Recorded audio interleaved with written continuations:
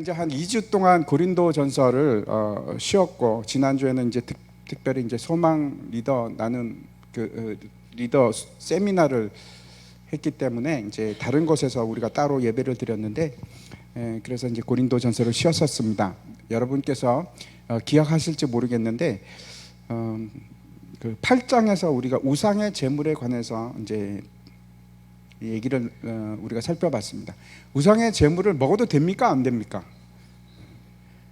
예? 네, 됩니다. 예. 한 분밖에 대답을 안 하셨는데 먹어도 괜찮습니다. 그런데 뭐라고 얘기하냐면 바울의 답변이 기가 막힙니다. 우상 제물에 대한 지식을 가지고 있기 때문에 우리가 당연히 먹을 수 있다, 먹을 수 있는데, 근데 이렇게 얘기합니다. 지식은 교만하게 하고 사랑은 덕을 세운다. 그러면서 어떻게 하는가 하면, 내가 고기를 먹을 수 있는데, 내가 고기를 좋아하는데, 내가 연약한 자를 쓰러뜨리지 않게 하기 위해서 내가 영원히 그 사람을, 그 형제를 위해서 내가 고기를 안 먹을 수도 있다. 여러분 어떻게 생각하십니까? 여러분 그게 가능할 것 같습니까? 저는 못할 것 같습니다. 저도 고기를 좋아하는데 저 사람 때문에 내가 고기를 평생 안 먹는다고? 어떻게 그런 말을 할 수 있을까? 저는 쉽지 않습니다. 저는 못할 것 같습니다. 잘 못할 것 같습니다. 이게 얘기는 그렇게 하고 밤에 몰래 가서 고깃집에 가서 몇 인분 시켜서 막 허겁지겁 먹고 막 그러지 않을까, 이런 생각을 해봤습니다.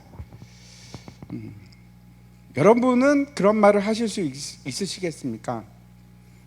내가 저 형제를 위해서 평생을 고기를 먹지 않겠다. 그 지식이 사람을 세우는 것이 아니고, 지식이 사람을 올바른 사람으로 만들어가는 것이 아니고, 진짜 우리를 세우는 것은 사랑입니다. 사랑이 덕을 세웁니다. 그 형제를 위해서 예수님이 죽으셨는데 내가 평생 고기를 안 먹는 것이 뭐가 그렇게 힘들겠냐? 이 사도 바울은 그렇게 얘기하는 겁니다. 예수님께서 그 형제를 위해서 죽기까지 했는데, 이 권리를, 우리의 권리를 내려놓는다 하는 것은 그 쉬운 일이 아닌데,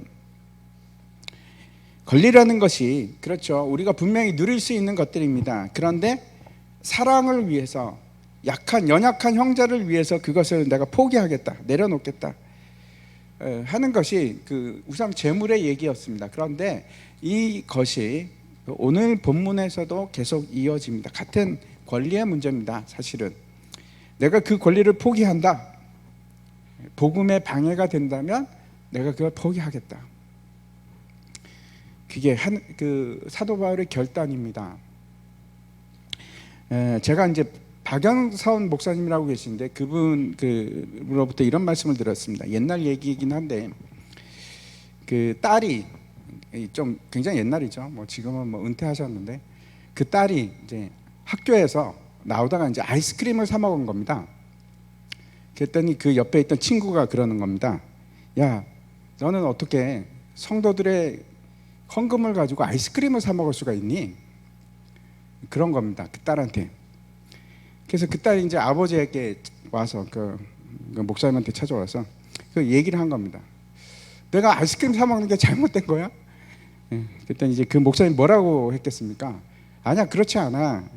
학교 선생님 너 한번 생각해봐. 그때는 이제 다 우리 육성회비 이런 거 내지 않았습니까? 옛날에는. 학생들도 그 등록금을 내면, 회비를 내면, 육성회비를 내면 그 등록금으로 선생님들이 그 월급을 받지 않냐? 다 똑같은 거야. 아빠도 그래. 그렇게 얘기를 한 겁니다. 이제 아무튼 그런 식으로 이제 잘 설명을 했습니다. 그랬더니 이제 그 딸이, 그래, 내가 그 다음날 이제 그 아이에게 대답을 했다고 합니다. 그래서 이제 그 목사님 물어봤어요. 뭐라고 대답을 했는데, 그랬더니 그 딸이 뭐라고 했는가 하면, 우리 아버지가 그러는데 너희 엄마 다음 주부터 교회 나오지 말래.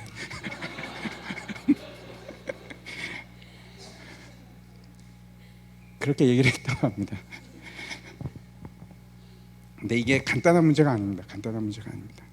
저도 이제 목사이기 때문에 이런 게 항상 있습니다. 이런 관념이 항상 있습니다. 그래서 제가 이 주제를 얘기하는 것이 여러분, 이 구장을 얘기하는 게 그렇게 별로 쉽지가 않습니다.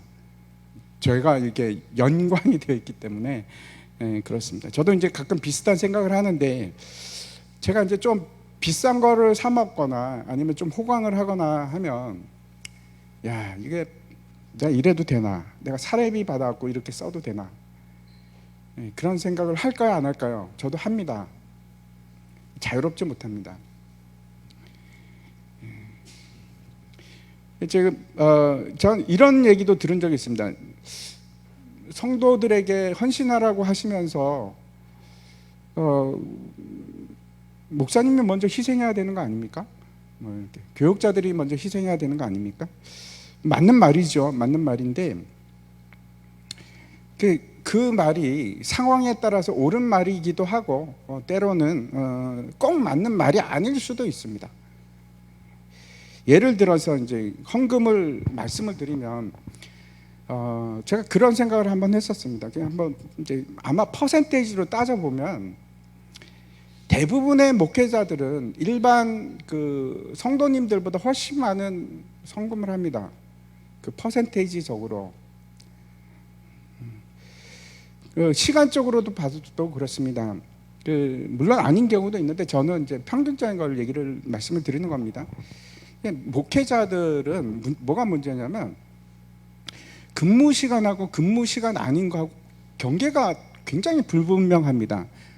이제 물론 이제 그런 직업을 가지고 계신 분들도 계시지만 대부분은 이제 출근 시간이 있고 퇴근 시간이 있지 않습니까? 그래서 그거 끝나면은 자유롭게 뭐 다른 일을 하거나 그럴 수 있는데 저는 아닙니다. 목회자들은 이제 대부분 다 그렇습니다. 집에 가서 교회 일을 안 하는가 합니다. 설교 준비해야 되고 뭐. 그래서 월요일은 가능하면 이제 아무것도 안 하려고 하는데 그렇지 않고는 나머지는 다 경계가 없습니다. 딱히 뭐 몇 시에 출근하면 몇 시부터 일하고 그 다음은 자유시간이고 이런 게 없습니다. 그냥 집에 가도 또 컴퓨터 켜서 또 막 말씀 보고 뭐 찾아보고 뭐 그런 거 계속 합니다. 안 할 수가 없습니다. 제가 이제 옛날에도 한번 이걸 먼저 말씀을 드리면 이제 우리 박연화 목사님도 그렇고 목사님들 은퇴하실 때 이제 사람들이 이제 그렇게 물어보는 겁니다. 목사님 그래도 돈을 좀 모으셨지요?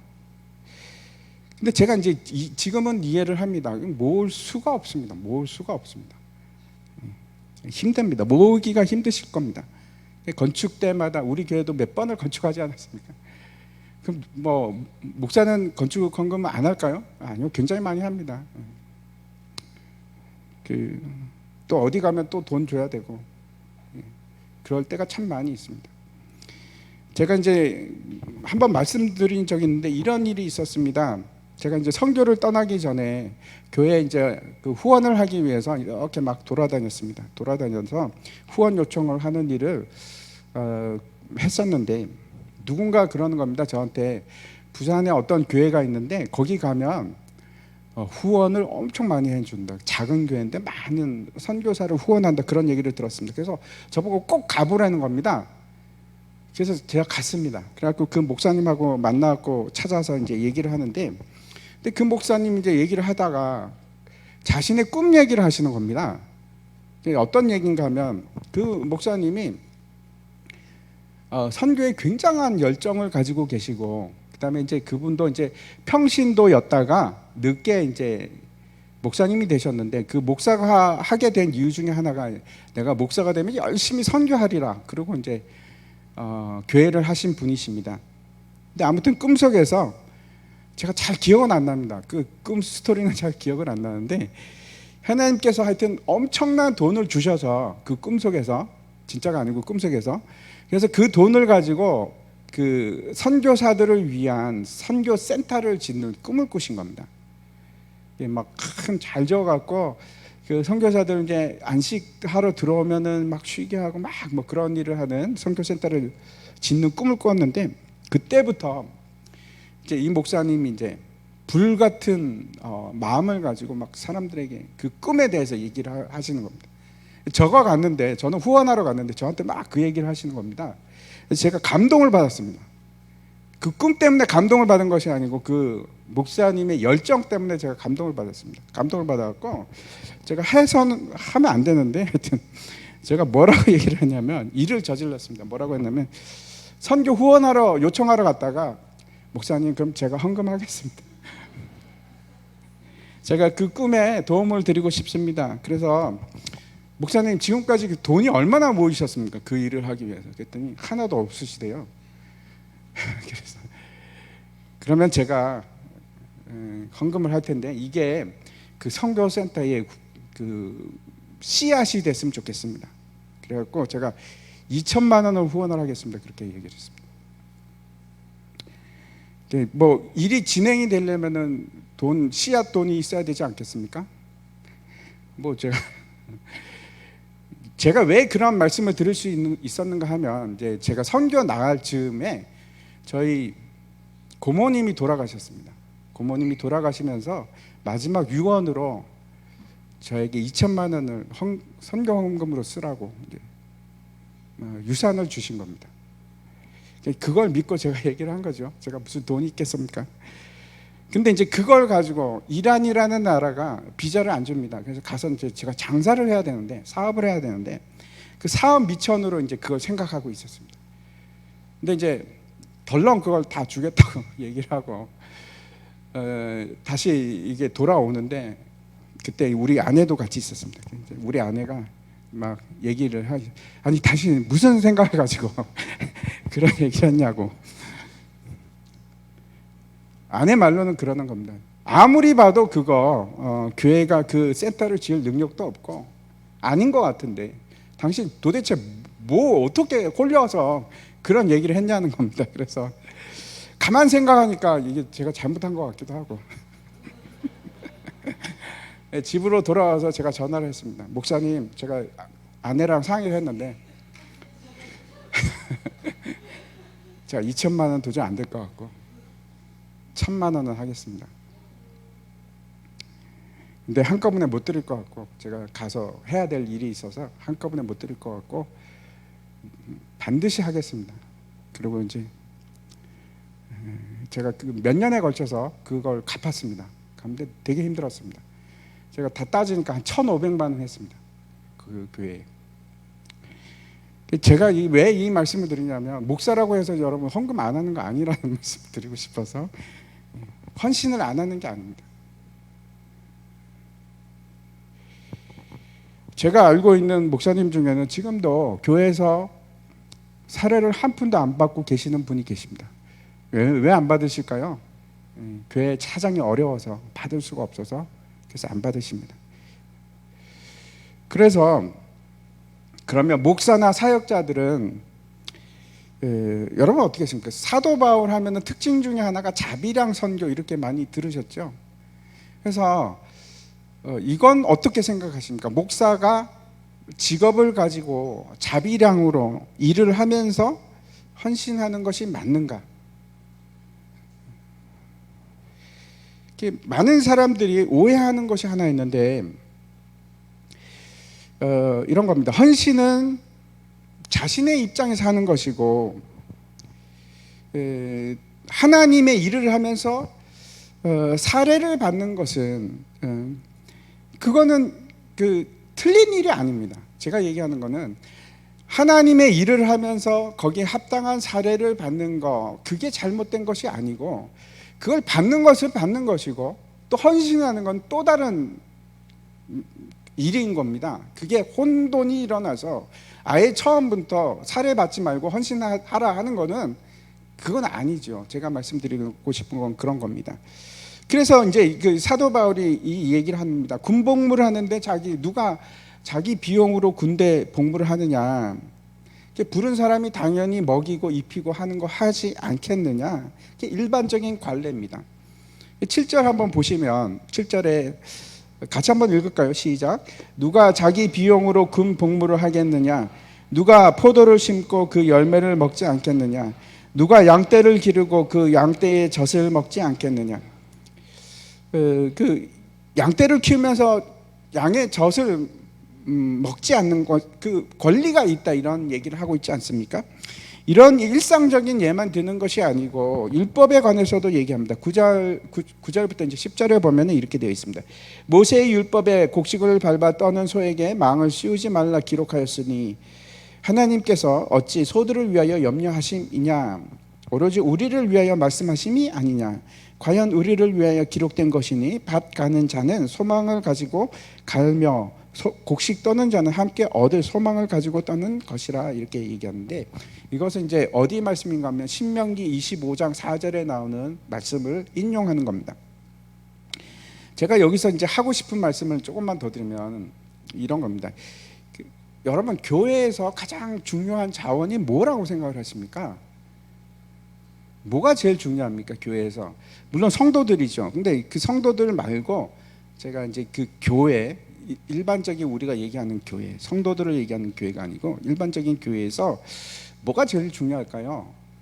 다 중요합니다. 그 건물도 중요합니다. 건물도 중요하고 그 건물, 우리가 하고 있는 프로그램, 이런 것도 다 중요합니다. 그런데 제일 중요한 거는 사역자입니다. 사역자.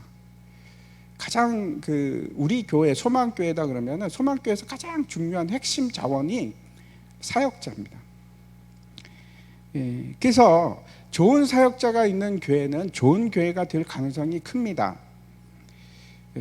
그래서 제일 우리가 귀하게 여겨야 할 것이 사역자들입니다.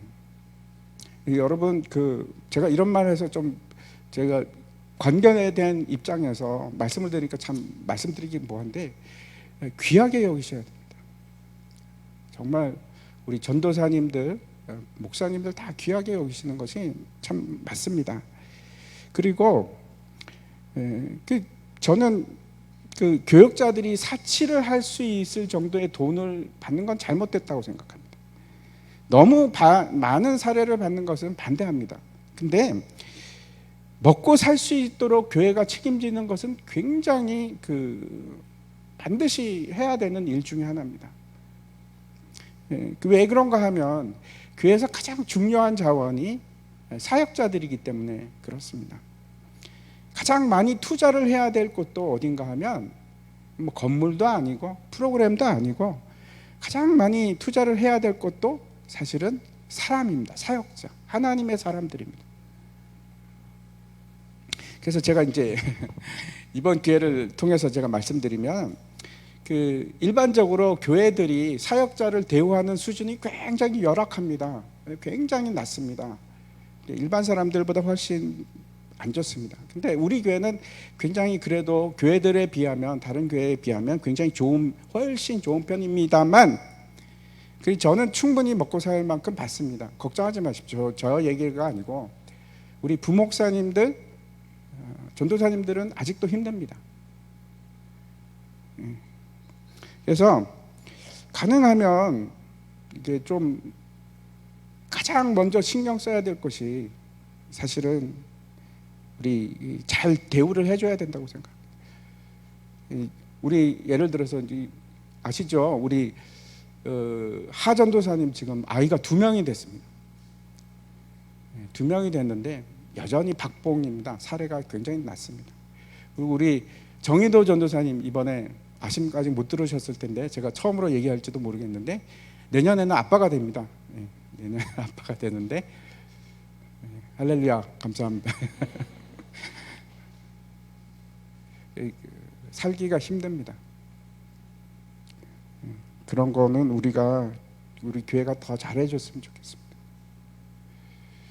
다른 거 아껴서라도 그런 거는 힘들지 않도록 잘해줘야 된다고 생각을 합니다.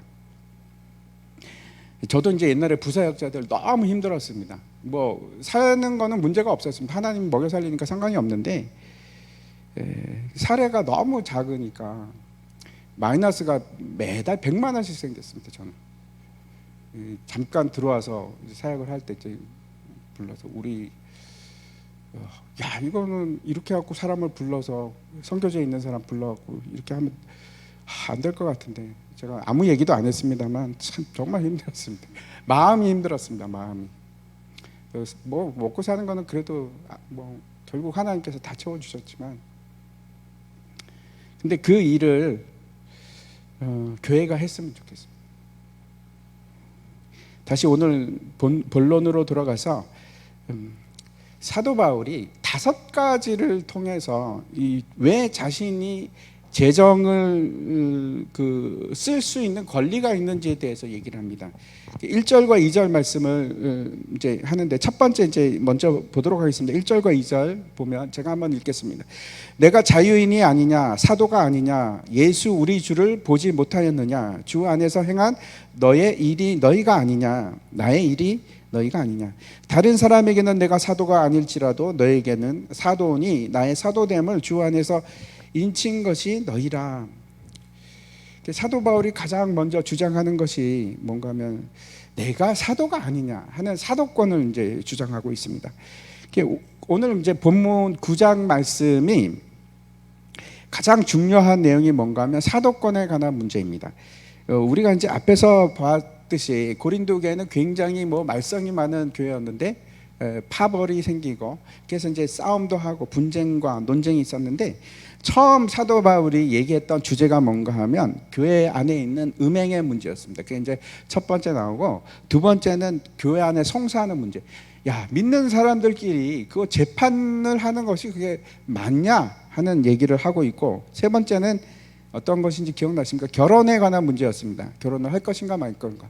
그때 금욕주의자들이 많아서 이제 결혼을 하면 안 되지, 경건하게 살아야지, 이런 얘기가 있었는데 그게 맞냐 틀리냐 얘기를 하고, 그 다음 나오는 것이 우상 제물에 관한 문제였습니다. 우상 제물에 관한 문제였는데, 이제는 사도 바울이 자기 사도권에 관해서 얘기를 하는 겁니다.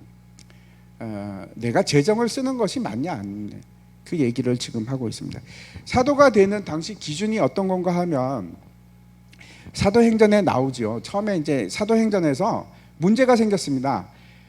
제자가 12명이어야 되는데 그게 맞춰야 됩니다. 우리가 이제 구약부터 쭉 왜 12명인지 우리가 이제 알고 있지 않습니까? 하나님께서 12명을 세우셨는데 11명이 됐습니다. 가룟 유다 때문에 빠졌으니까. 그래서 마띠아를 세우게 되는데, 그 기준이 뭐였던가 하면 세례 요한의 때부터 예수 그리스도와 함께 지내던 자, 그래서 그 가르침을 받은 자들, 그리고 두 번째 기준은 어떤 거였는가 하면 예수 그리스도의 부활을 증거할 수 있는 자, 이것이 이제 기준이었습니다. 그리고 마띠아를 뽑았습니다. 근데 이제 사도 바울이 자칭 사도라고 하는데, 야, 저 사람도 사도로 쳐줘야 되나 하는 것이 이제 고린도 교회의 일부 사람들의 주장이었습니다. 아닌 것 같아, 무슨 사도야 하는 얘기가 있었던 겁니다. 이제 그 마띠아를 뽑은 이후에 사도가, 그러면 또 누가 사도가 됐을까요? 사도 바울이 사도가 됐습니다. 그렇죠? 또 누가 있습니까? 바나바도 성경에 그 사도행전에 보면 사도라고 불림을 받습니다. 또 어떤 사람이 있을까요? 야고보 같은 사람. 야고보는 그 제자 야고보가 아니고 예수님의 동생 야고보입니다. 야고보 서신서 쓴 야고보인데, 그 야고보도 사도라고 칭함을 받습니다. 사도라는 말이 그 헬라어로 어떤 뜻인가 하면 아포스톨레로스라는 말인데, 보내심을 받은 자, 그런 뜻입니다. 누구로부터 보내심을 받았을까요?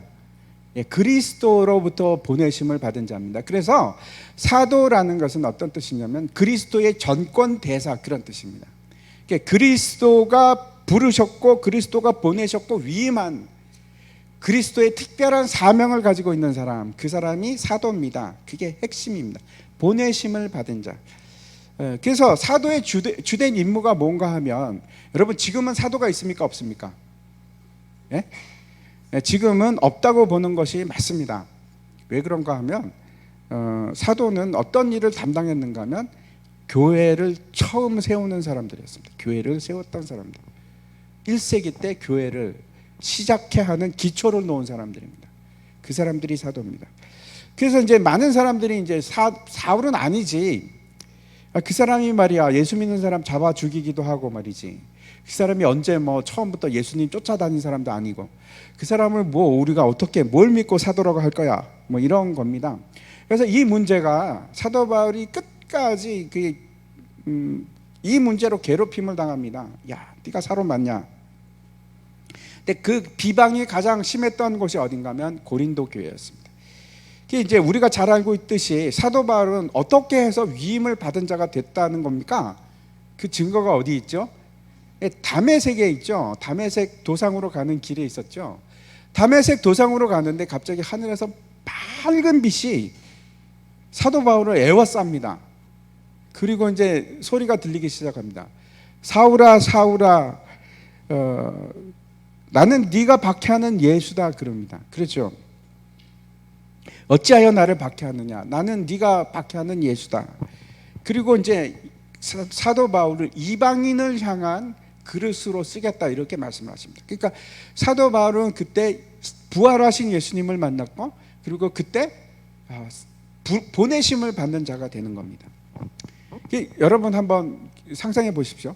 그 사도 바울이 다메섹 도상에서 그 놀라운 기적 같은 일이 일어났을 때 그 옆에 있는 사람들이 그 광경을 봤을까요, 안 봤을까요? 그 빛을 봤을까요, 안 봤을까요? 그 소리를 들었을까요, 안 들었을까요? 그 사도 바울의 다메섹 얘기는 세 군데 나옵니다. 근데 조금씩 다릅니다. 어떤 곳에서는 소리만 들었다, 어떤 곳에서는 빛을 보았다, 어떤 곳에는 다 쓰러져서 두려움에 떨고 있었다, 뭐 이렇게 얘기를 합니다. 아무튼 이제 내용은 다른데 거기 있던 모든 사람들이 그 기적이 일어나고 있는 것을 알았습니다. 초자연적인 현상을 느끼고 있었습니다. 아무튼 사도 바울은 부활하신 예수님을 만났고 예수님을 통해서 보내심을 받은 자가 분명합니다. 그래서 이 1절에서 반문을 하는데 두 가지 반문을 합니다. 첫째는 내가 자유인이 아니냐, 그 말은 무슨 뜻입니까? 나는 매인자가 아니고 누구에게 매여서 이런 일을 하는 것이 아니고 내가 하고 싶은 일을 하고 내가 가고 싶은 일을 다 하지만 내가 너희를 위해서 이곳에서 일하고 있지 않느냐, 나는 너희를 위한 사도다라고 얘기하는 것이고, 두 번째 이제 사도인 것에 대해서 두 가지 이유를 얘기합니다. 첫 번째, 나는 예수 그리스도를 본 자가 아닌가, 그 얘기를 하고 있고, 1절 한번 보여주십시오. 앞에 넘겨서. 그리고 이제 두 번째는 주 안에서 행한 나의 일이 너희가 아니냐. 한번 앞장으로 넘겨주십시오. 안 넘어가는데 그냥 읽겠습니다. 너희가 바로 나의 사도됨의 증거다, 이렇게 얘기합니다. 이게 무슨 얘기냐면 2절에서 그렇죠. 사도 바울을 통해서 교회가 생겨나고 그가 심고 물을 주어서 그 결과가 너희가 아니냐, 지금 그 얘기를 하는 겁니다. 이게 사도됨의 증거다, 이렇게 합니다. 제가 여러분에게 한 가지를 묻고 싶습니다. 그래서 어떤 분이 교회를 세우셨습니다. 어떤 목사님이.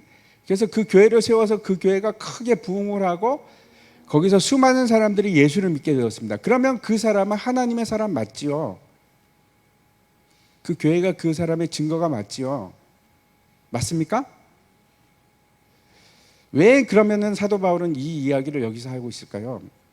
이 얘기는 교회를 세웠다는 뜻이 아니고 교회의 기초를 세웠다는 뜻입니다. 그러니까 사도 바울은 교회의 기초를 놓은 사람입니다. 그걸 뭐라고 하느냐? 사도라고 하는 겁니다. 그러니까 이 교회는 처음 생겨난 교회입니다. 처음 생겨난 교회들, 최초의 교회들입니다. 그 얘기를 지금 하는 겁니다.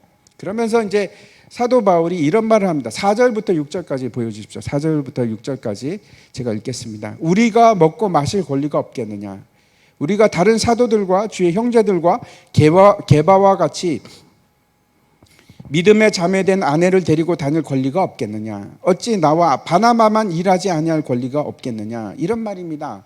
내가 사도가 맞다면 여러분이 나에게 쓸 생활비를 주는 것이 마땅하지 않겠는가? 그게 이제 4절 얘기고, 두 번째는 이겁니다.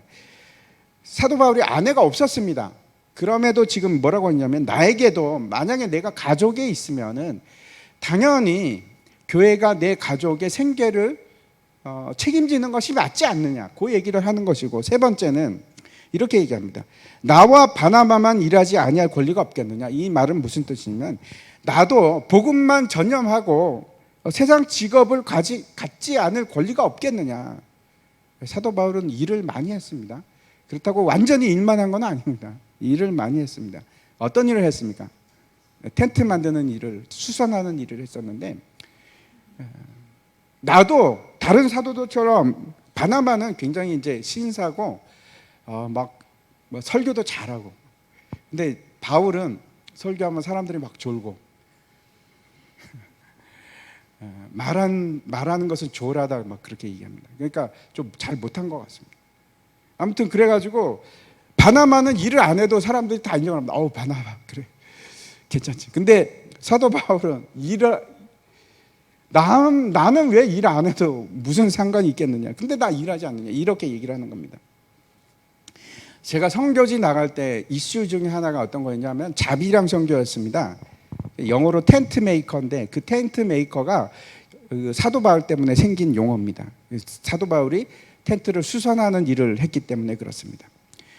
근데 우리도 그렇죠. 사도 바울처럼 돈 벌면서 선교하면 하겠다. 그게 얼마나 좋은가 하는 것이 굉장한 이슈였습니다. 그리고 실제로 그런 걸 꿈꾸고 나간 사람이 되게 많았습니다. 근데 현실적인 걸 한번 제가 말씀드리겠습니다. 세상에서 먹고 사는 일을 그렇게 간단하고 단순하게 할 수 있습니까? 여러분 그렇게 일하지 않으시지 않습니까? 세상에서 일하고 돈 버는 것이 얼마나 힘듭니까? 누가 1,000원짜리 하나 그냥 주는 사람이 있습니까? 현실적으로는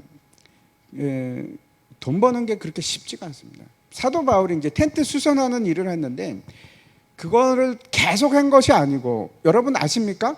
사도 바울이 이 고린도 편지를 어디서 쓴 건지 제가 처음에 말씀드렸는데 어디서 썼는지 아십니까?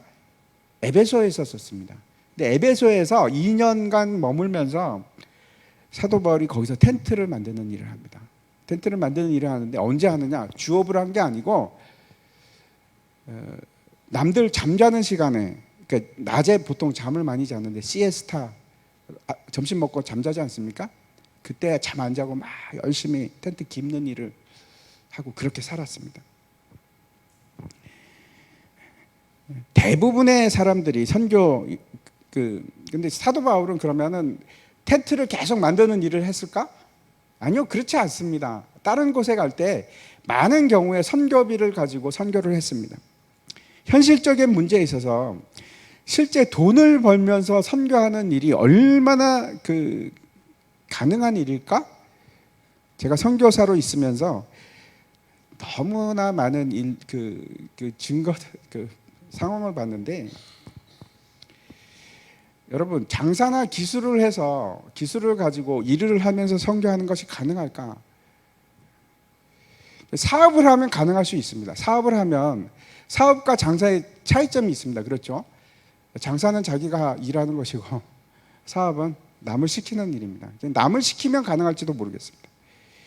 그런데 그렇지 않고는 불가능합니다. 제가 많은 선교사님 봤지만 둘 중에 하나만 할 수 있습니다. 장사를 잘하거나 선교를 잘하거나, 둘 다 잘하는 사람을 제가 본 적이 없습니다.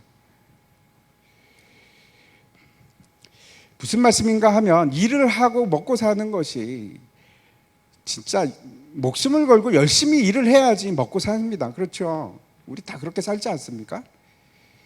그런데 뭐 설렁설렁 일하면서 선교 열심히 하면서 돈을 번다? 그런 일이 있을 수 있을까요? 없습니다. 그런 일은 제가 완전히 없다고는 말씀 못 드려도 대부분 불가능합니다. 제가 많은 선교사님 봤지만 장사하면서 진짜 선교사답게 선교하시는 분 못 봤고, 대부분 장사를 하거나 선교를 하거나, 선교를 열심히 하는 사람은 그 사람은 분명히 장사 못합니다. 말아먹습니다. 얼마 못 가서 말아먹습니다. 둘 다 잘할 수 없습니다. 세상에서 돈 거저주지 않습니다. 제가 아는 목사님이 있는데 이분도 마찬가지입니다. 그 목사님이 이 판교에서 카페를 하십니다. 카페를 하면서 목회를 하시는데 둘 다 잘할 수 있을까요?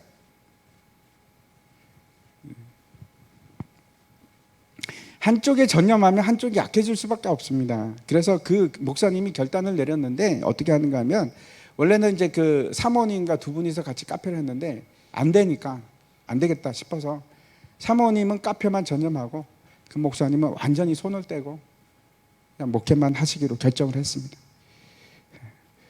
쉬운 일이 아닙니다. 어쩔 수 없는 일도 있지만 근본 원리는 뭐냐면 하나님의 일을 하는 사람들에게 있어서 교회가 완전히 책임져 주는 거, 그것이 교회가 가장 먼저 해야 될 일 1번입니다. 1번입니다. 다른 일이 중요하지 않고 그 일이 가장 중요합니다. 두 번째, 이제 사도 바울이 내세우는 것이 있습니다. 그게 뭐냐 하면 우리가 이제 앞에서도 봤죠. 일반적인 사람들의 관습입니다. 세상 사람들이 이렇게 하지 않느냐. 그렇게 해서 나온 게 7절인데 제가 다시 한번 7절 보면 누가 자기 비용으로 군 복무를 하겠느냐, 누가 포도를 심고 그 열매를 먹지 않겠느냐, 누가 양떼를 기르고 그 양떼의 젖을 먹지 않겠느냐. 세 가지 예를 들고 있는데 군대와 포도원과 양떼입니다. 너무 놀랍지 않습니까? 잘 생각해 보시면 성경에서 굉장히 자주 등장하는 비유들입니다. 늘 나오는 비유들. 군대, 우리는 누굽니까? 그리스도의 군대, 하나님의 군대고, 또 우리는 포도나무, 예수님은 포도나무요, 우리는 가지요. 그리고 포도원이고, 그리고 예수님은 목자 되시고 선한 목자, 우리는 그의 양떼. 늘 항상 나오는 얘기 아닙니까? 아무튼 이 비유를 통해서 얘기하고자 하는 것은 그 복음 사역자는 그 일한 대가에 따른다, 그 다른 것을 받는 것이 마땅하다, 그 얘기를 또 하는 겁니다. 세속적인 일의 법칙이 영적인 일에도 지금 해당이 된다, 적용이 된다, 이 얘기를 하고 있고, 세 번째 한번 보겠습니다. 세 번째는 어떤 얘기를 하냐면 구약의 율법에 관한 얘기를 하고 있습니다. 다시 이제 9절과 10절 말씀을 보면 모세의 율법에 곡식을 밟아 떠는 소에게 망을 씌우지 말라 기록하였으니 하나님께서 어찌 소들을 위하여 염려하시느냐, 이렇게 이제 시작을 합니다. 소를 일하게 시키고 소에게 망을 씌워서 곡식을 못 먹게 하는 게 그게 타당한 건가? 곡식을 못 먹게 하는 것은 그건 밭을 위해서 하는 일이 아니다, 이렇게 얘기합니다. 이건 이제 신명기 말씀인데 하나님께서 소를 염려하셔서 그런 말씀을 하느냐? 이렇게 묻고 있습니다. 소 때문에 그런 것이 아니고 하나님의 관심은 어디에 있다고 얘기를 하는가 하면 밭에 있다는 겁니다. 밭에. 우리가 밭인데 밭에 있다는 겁니다. 그래서 밭이 잘 되게 하기 위해서 소의 소에게 망을 씌우지 말라. 밭이 이제 교회인데 이것이 다 교회를 위한 이것이다. 소가 좀 먹게 놔둬라, 이런 얘기죠. 그래야 소가 열심히 일할 것이 아니냐 하는 얘기입니다. 이건 이제 단지 사역자뿐만 아니고 여러분 그 모든 복음을 위해서 일하는 평신도 사역자, 이런 구분이 없이 다 똑같은, 우리에게도 해당되는 겁니다. 여러분에게도 마찬가지로 해당하는 것입니다. 물론 이것이 모든 사람에게 다 필요한가? 그래서 다 뭔가를 드리고 하는 것이 좋은가? 뭐 다 필요한 것은 아닙니다. 그렇지는 않습니다. 그런데 이런 겁니다. 우리가 다 경험했던 것 중에 하나가, 우리가 예수 믿기 시작하면 놀라운 일이 일어나기 시작하지 않습니까? 하나님께서 막 기적을 일으켜 주시고 기도하면 들어주시고, 예수 믿기 시작하면 반드시 그렇습니다. 안 그러신 분 혹시 계십니까? 하나님한테 따지십시오. 다른 사람 다 그렇게 해놓고 왜 나는 안 그러냐고. 따지십시오. 예수 믿기 시작하면 분명히 하나님께서 놀라운 일들을 막 보여주십니다. 그렇게 기도도 잘 들어주시고. 근데 점점 시간이 지나면 하나님께서 응답하시는 방법이 달라지기 시작합니다. 처음에는 내가 말만 하면 다 들어줬는데 요즘에는 글쎄 그게 진짜 맞니? 하나님의 방식이 훨씬 더 적용이 많이 되지 않습니까? 그 비슷합니다. 소도 마찬가지입니다. 그런 얘기입니다. 이제 11절 한번 보겠습니다. 중요한 것이 11절인데 11절에 보면은 같이 한번 읽겠습니다. 시작. 우리가 너희에게 신령한 것을 뿌렸은즉 너희의 육적인 것을 거두기로 과다 하겠느냐. 이 구절을 통해서 그리스도인의 삶에 있어서 근본적인 원리를 하나 우리에게 말씀하고 계십니다. 신령한 것을 너희에게 주었기 때문에 그 대가로 물질적인 축복도 너희가 나누는 것이 맞다. 그 얘기를 하십니다. 신령한 것을 받았기 때문에 고린도 교회도 이방인들과 물질적인 것을 유대인들과 함께 나눌 의무가 있다, 이런 얘기입니다. 바울이 다른 고린도 교회가 아니고 특별히 이제 빌립보 교회 같은 데는 그 가난합니다. 되게 가난했습니다. 빌립보 교회가. 근데 그 가난한 가운데 헌금을 모아가지고 선교 헌금을 그 바울에게 줍니다. 2차례나. 그래서 막 그 바울이 너무 기뻐서 빌립보서에 그 얘기를 적고 있지 않습니까? 이렇게 나누라 하는 것입니다. 신령한 것을 받았으면 함께 나누어 써라, 그 얘기를 하시고 있고, 네 번째 사도 바울이 주장하는 근거가 있습니다. 그게 뭐냐면 성전의 규례입니다. 13절을 보시면은 같이 한번 읽겠습니다. 시작. 성전의 일을 하는 이들은 성전에서 나는 것을 먹으며 제단에서 섬기는 일들은 제단과 함께 나누는 것을 너희가 알지 못하느냐. 이것이 그 구약의 성전에서 모든 일들이 돌아가는 방법이었습니다. 근데 지금도 여전히 이 원리가 통합니다. 11조. 그러니까 이제 그 구약의 레위인들이 어떻게 살아갔느냐, 11조로 살아갑니다. 대신에 기업을 안 줍니다. 하나님께서 기업을 없애버리셨습니다. 아예 그냥 주지를 않고 너희는 그거에 전념해라. 대신에 내가 먹여 살릴게. 그래서 성전에서 나오는 그 헌금의 10의 1조를 가지고 먹고 살게끔 합니다. 이것이 이제 사도 바울이 그 성전의 규례를 통해서, 구약 성전의 규례를 통해서 이것이 맞다 하는 것을 또 얘기를 합니다. 이것이 이제 네 번째고 마지막 다섯 번째 근거를 대는데 예수님의 가르침입니다. 그게 14절인데 같이 한번 보겠습니다. 14절 말씀 같이 읽겠습니다. 시작. 이와 같이 주께서도 복음 전하는 자들이 복음으로 말미암아 살리라 명하셨느니라. 이 말씀을 한번 찾아보시면은 찾기가 힘듭니다. 근데 그 내용이 어디에 있는가? 누가복음 10장에도 나오고 마태복음 10장에도 나오는 제자 파송할 때 하셨던 말씀입니다. 너희가 하나님의 말씀을 들고 가면 사람들이 너희들을 영접할 것이고 너희들에게 먹을 것을 줄 것이고 그리고 너희를 재워줄 것이다 하는 말씀을 저렇게 이제 표현한 것입니다. 복음을 전할 때 너희가 복음으로 말미암아 살리라 하는 말씀입니다. 근데 참 여기까지는 그렇습니다. 여기까지는 그런데 반전이 일어납니다. 반전이. 그래서 사도 바울이 어떻게 하겠다는 겁니까? 돈 내놔 그랬습니까? 그렇게 얘기하지 않습니다. 그럼에도 불구하고 사도 바울은 뭐라고 얘기하는가? 내가 이렇게 재정을 쓸 권리가 분명히 있다. 그리고 결국 12절에 뭐라고 하는지 보겠습니다. 12절 말씀 보면 제가 읽겠습니다. 다른 이들도 너에게 이런 권리를 가졌거든 하물며 우리일까 보냐. 그러나 우리가 이 권리를 쓰지 아니하고 범사에 참는 것은 그리스도의 복음에 아무 장애가 없게 하려 함이니라. 그래서 제가 할 말이 없습니다. 제가 돈 달라고 얘기를 못합니다. 혹시 복음에 방해가 될까 봐.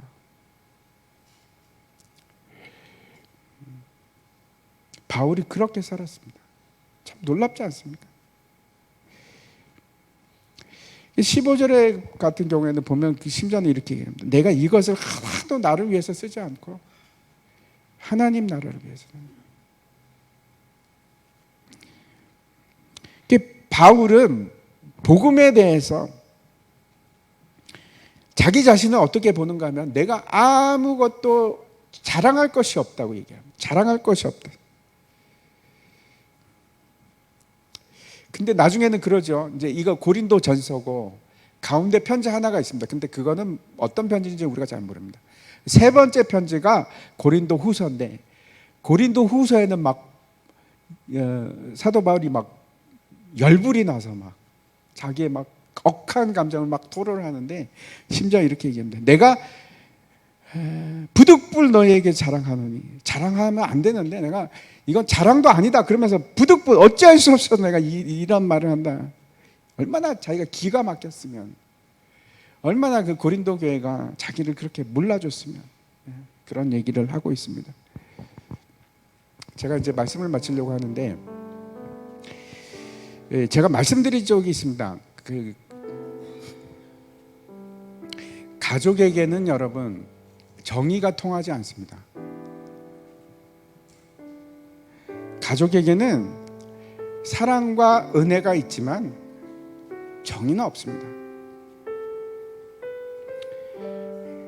가족은 여러분 공평하지 않습니다. 가족에게서 내가 내 권리를 다 주장하면서 그게 가족이 될 수 있습니까? 못 그럽니다. 아픈 아이가 있으면은 온 가족이 그 아이를 위해서 다 신경 쓰고 모든 그 가족의 자원과 사랑을 그 아이에게 쏟을 수밖에 없습니다. 그 아이가 약하니까. 그게 공의가 아니고 공평함이 아니고 자기 권리를 내세우는 것이 가족이 아니고, 가족은 사랑과 은혜입니다. 근데 그 가족이 확대된 것이 바로 교회입니다. 저와 여러분이 함께하는 교회가 그런 것입니다. 그래서 교회는, 제가 다시 말씀드립니다, 교회는 공평하지 않습니다. 공평하면 안 됩니다. 교회에서는 내 권리를 내세울 수가 없습니다. 집에 들어가서 부득불 내가 내 권리를 요구하는, 그럴 수 있습니다. 근데 내 권리를 내세우는 것이 아니고 내 권리를 포기하는 것, 그게 교회입니다. 그래야지 약한 자가 설 수 있는 것이 되고, 그래야지 은혜가 있는 곳이 되고, 그래야지 사랑이 넘치는 곳이 될 수 있습니다. 그래서 어떻게 해야 되냐면, 예수 믿는다는 것은, 내가 사랑을 하는 사람이 된다는 것은 하나씩 내 권리를 포기하는 거예요. 짜증이 날 때도 있고 힘들 때도 있고 다 그렇죠. 뭐 그렇지 않은 사람이 어디 있겠습니까? 이건 불공평하지 않습니까? 이거는 잘못된 거 아닙니까? 라고 할 수가 없습니다. 이 시간에 다시 한번 생각해 보십시오. 사도 바울이 눈물을 흘리면서 이렇게 살았습니다. 교회를 세우기 위해서, 그 교회를 사랑하기 때문에. 근데 그게 문제가 아니고, 우리 예수님께서는 목숨을 버리셨습니다. 교회를 세우기 위해서 자신의 목숨을 버리셨습니다.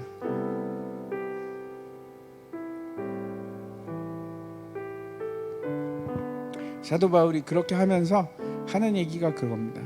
내가 자랑할 것이 없다. 예수님께서 우리를 부르셨기 때문에, 그 예수님께서 우리에게 명하신 것들이 있기 때문에, 그것을 누구에게 하소연하고 누구에게 구하느냐? 하나님께. 제가 여러분에게 도전드리고 싶은 것은, 우리도 그 권리를 포기할 수 있었으면 하는 겁니다. 우리 교회가 이런 내 권리와 내가 주장하는 것을 포기하는 사람이 많아지면 많아질수록 우리 교회는 놀랍고 힘 있는 교회가 됩니다. 정말 하나님께서 기뻐하시는 교회가 되기 시작합니다. 복음을 위해서 그렇게 했으면 좋겠습니다. 우리가 같이 찬양을 같이 했으면 좋겠습니다. 내 영혼의 깊이